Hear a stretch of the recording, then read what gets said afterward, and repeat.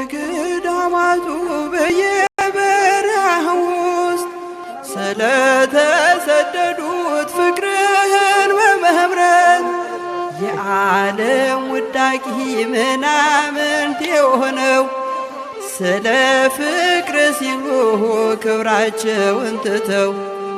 እግዚአብሔር ሆይ ማረን፣ እግዚአብሔር ሆይ ማረን።